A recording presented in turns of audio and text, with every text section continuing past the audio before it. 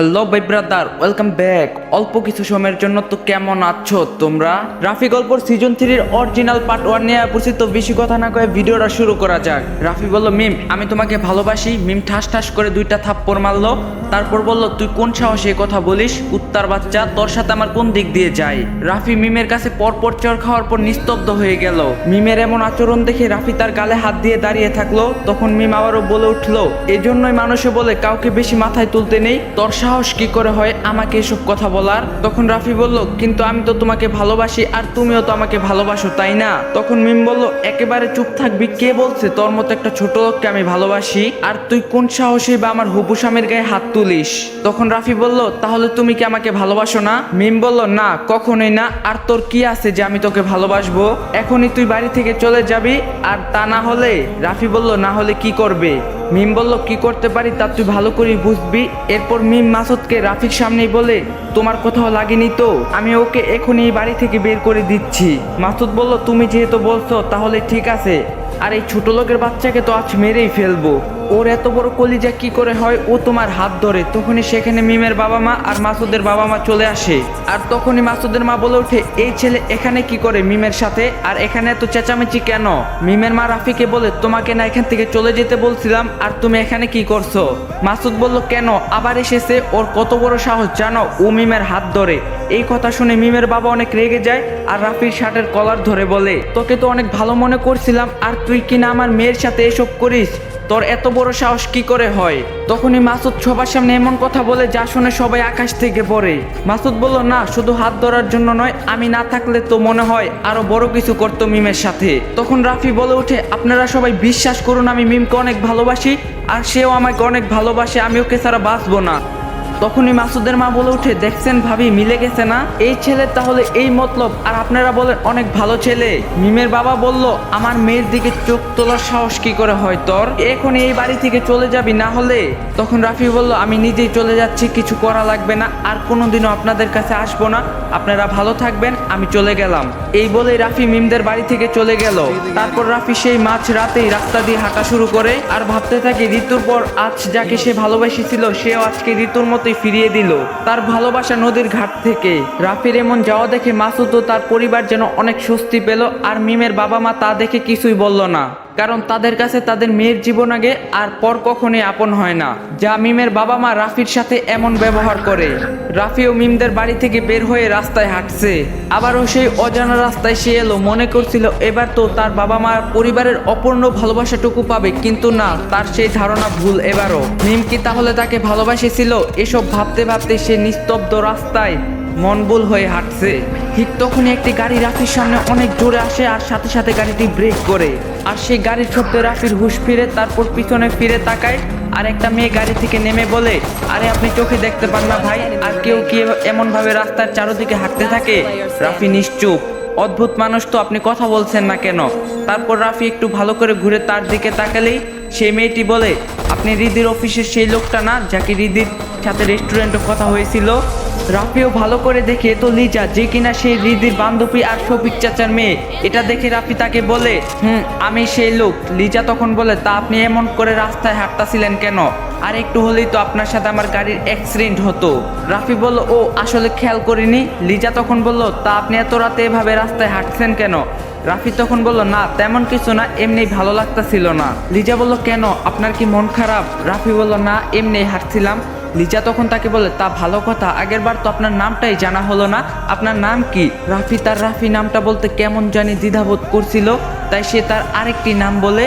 রাফি বলল, জি, আমার নাম হুসাইন। লিজা বলল, তা আপনি এত রাতে কি এখানে এই রাস্তায় থাকবেন? রাফি বলল, তাছাড়া তো থাকার কোনো জায়গা নেই। লিজা বলল, মানে? রাফি বলল, কিছু না, যাবো, একটু পরে যাব। লিজা বলল, আচ্ছা চলুন, আমি আপনাকে আপনার বাড়িতে এগিয়ে দিয়ে আসি। রাফি বলল, না থাক, তার দরকার নেই, আমি একাই যেতে পারবো।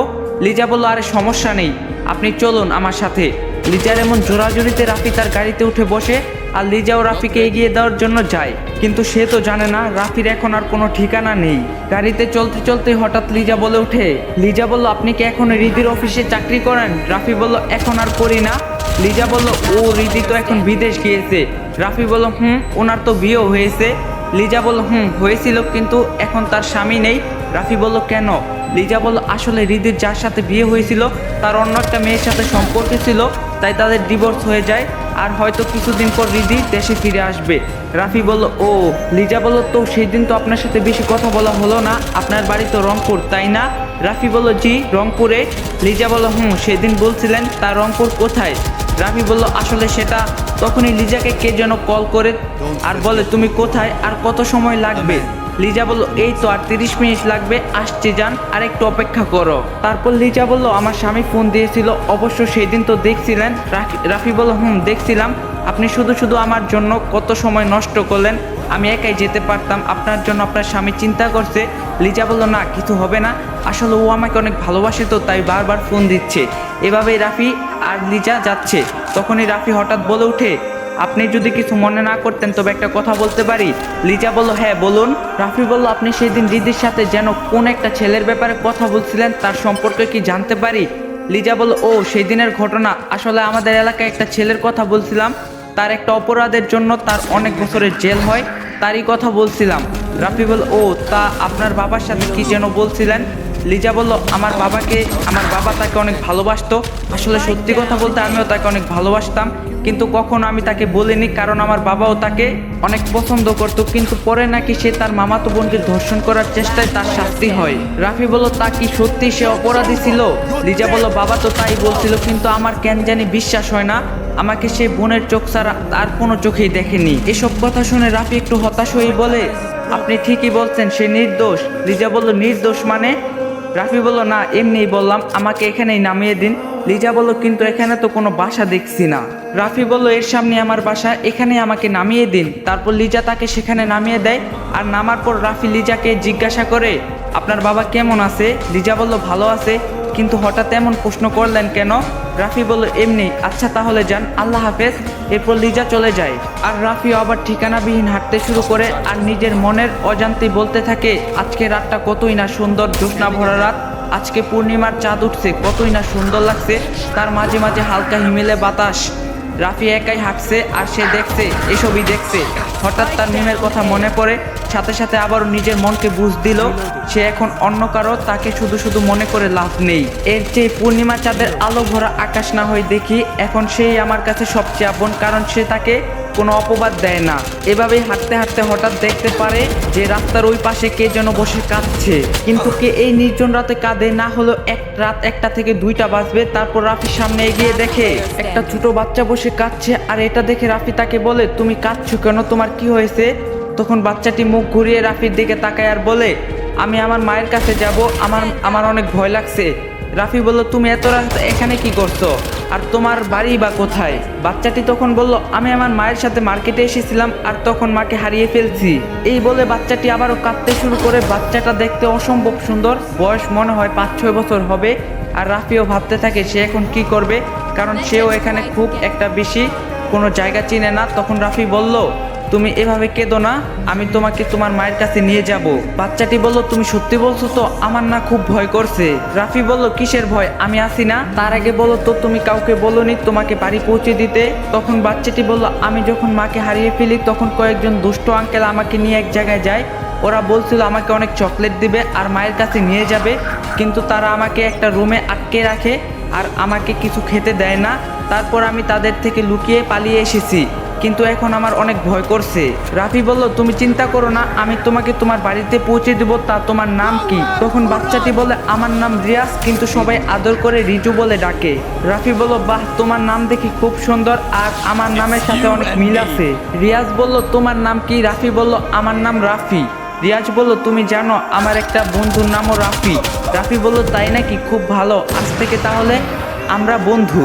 রিয়াজ বলল তুমি সত্যি আমাকে আমার মার কাছে নিয়ে যাবে? রাফি বলল আমরা অবশ্যই যাব, কিন্তু তুমি কি তোমার বাড়ির রাস্তা চিনো? বাচ্চাটি তখন মাথা নাড়িয়ে বলেন না, সে কিছু চিনে না। এদিকে রাফি অনেক চিন্তায় পড়ে যায়, এদিকে অনেক রাতও হয়ে গেছে, আর এই বাচ্চাটার বা কি হবে, তার তো নিজেরই থাকার জায়গা নেই। এসব ভাবতে ভাবতে রাফি নিজের পাশেই বসে যায়। এটা দেখে রিয়াজ বলে তুমি এইভাবে বসলে কেন, তুমি না বললে আমাকে বাড়িতে নিয়ে যাবে? রাফি বলল হ্যাঁ নিয়ে যাবো তো, তা তোমার কি কিছুই মনে নেই, মানে কোন রাস্তা দিয়ে এসেছিলে? রিয়াজ বলল না। এরপর নিশ্চুপ হয়ে আসি। তখন রিয়াজ আবারও বলে উঠে আমার না খুব খিদা পেয়েছে, এই দুষ্ট আঙ্কেলগুলো কিছুই খেতে দেয়নি। রিয়াজের এমন কথা শুনে রাফিও ভাবতে থাকে এখন সে কি করবে, কারণ তারও খিদা পেয়েছে আর তার পকেটে কোনো টাকা নেই। তারপর রাফি তাকে বলল, তা তুমি কেন তোমার মায়ের সাথে মার্কেটে গিয়েছিলে? রিয়াজ বলল, তাও জানি না, কিন্তু সেই দোকানে অনেক বড় টেডি ডিয়ার পুতুল ছিল। এই কথা শুনে রাফি একটু অবাক হয়, কারণ এই শহরে এমন বড় দোকান শুধু একটাই আছে। তারই মনে হয় কথা বলছে এই বাচ্চাটি। আর রাফি সেখান থেকে মিমের জন্মদিনে একটা টেডি ডিয়ার কিনছিল, কিন্তু এই দোকানটি এখান থেকে অনেক দূর, না হলে 1 ঘন্টার রাস্তা। রাফি বলল, আচ্ছা তোমার কাছে কি কোনো তোমার বাড়ির ঠিকানা আছে? রিয়াজ বলল, না। তারপর রাফি ভাবে সে কি এসব বোকার মতো কথা বলছে, তার কাছে ঠিকানা আবার কোথায় কেন থাকবে? আসলে তারও মাথা কাজ করছে না। রাফি বলল, চলো আমার সাথে। রিয়াজ বলল, কোথায়? আমার বাড়িতে? রাফি বলল, চলোই না আমার সাথে। রিয়াজ বলল, আচ্ছা একটা কথা বলি, তুমিও কি ওই আঙ্কেলের কুলুর মতো পচা নাকি? রাফি বলল, না, তুমি এসব কি বলো? আমি হলাম তোমার বন্ধু, আর আমি কি পচা হতে পারি? এই বলে তাকে নিয়ে হাঁটতে থাকি, যদিও সে জোরে হাঁটতে পারছে না, পারবেই বা কি করে? এতটুকু বাচ্চা কিছু না খেয়ে এমন ভাবে চলছে, আসলে রাফিরও আর শরীর চলছে না। এদিকে অনেক সময় হাঁটার পর আমরা সেই দোকানে পৌঁছে যাই। হঠাৎ ফজরের আজান শুনতে পারি, তার মানে সে একটা রাত কেটে ফেলছে, আর একটি দিন শুরু। তারপর রিয়াজ বলে ওঠে, হ্যাঁ এটাই তো সেই খেলনার দোকান। রাফি বলল, এখন কি কিছু মনে পড়ছে? রিয়াজ বলল, একটু একটু, আমার মনে হয় এই পাশ দিয়ে এসেছিলাম। তারপর রাফি তার কথা মতো আরো 2 ঘন্টা হাঁটতে থাকে তার দেখানো পথে। এদিকে রাফিও একেবারে ক্লান্ত হয়ে বলে, এবার কি তোমার বাসায় এসেছো? রিয়াজ বলল, ওই তো আমার বাসা দেখা যাচ্ছে। তারপর রাফি দেখে সত্যি সামনে একটা বড়, তবে এ তো সে বাড়ি না, বিশাল বড় রাজপ্রাসাদ। পরে রিয়াজ এক দৌড়ে সে বাড়িতে ঢুকে পড়ে, আর রাফি তার পিছন পিছন যায়। হঠাৎ একটা বয়স্ক লোক দৌড়ে এসে রিয়াজকে জড়িয়ে ধরে আর তাকে বলে, নানা ভাই তুমি এত সময় কোথায় ছিলে? আমরা সবাই তোমার জন্য কতই না চিন্তা করছিলাম। তোমার মমসের কি অবস্থা হয়েছিল জানো? রিয়াজ বলল, আমি আর কখনোই তোমাদেরকে ছেড়ে যাব না, প্রমিস। তারপর সেই লোকটি বলে ওঠে, রোদেলা, ও রোদেলা, দেখ মা কে এসেছে, আমাদের রিজু ফিরে এসেছে। তখনই একটা মেয়ে সাথে সাথে ছুটে আসে আর রিয়াজকে জড়িয়ে কাঁদতে কাঁদতে বলে, তুমি মাকে ছেড়ে কোথায় গিয়েছিলে আব্বু? আমি কি না ভেবেছিলাম। রিয়াজ বলল, এই তো মা, আমি ফিরে এসেছি, আর জানো এই আঙ্কেলটা আমাকে তোমাদের কাছে নিয়ে এসেছে। তারপর রোদেলা আমার দিকে তাকিয়ে বলে, আসসালামু আলাইকুম গাইস, সিজন 3 পার্ট 1 আপনাদের কাছে কেমন লাগছে অবশ্যই কমেন্টে বলে যাবেন। আর পার্ট 1টা অনেক ছোট হয়ে গেছে, কারণ লেখতেও তো অনেক সময় লাগে, তাই না? তো পার্ট 2 লেখা হইতাছে, তো পার্ট 2 একটু তাড়াতাড়ি দেওয়ার চেষ্টা করবো। লেখা হইলে ভিডিও শুট করে রাখবেন। তো যদি চ্যানেলে নতুন হয়ে থাকেন অবশ্যই চ্যানেলটা সাবস্ক্রাইব করে দিবেন, আর যদি ভিডিওটা ভালো লাগে একটা লাইক দেওয়া যাবেন। তো দেখা হবে নেক্সট ভিডিওতে। সবাই ভালো থাকবেন, সুস্থ থাকবেন, আল্লাহ হাফেজ।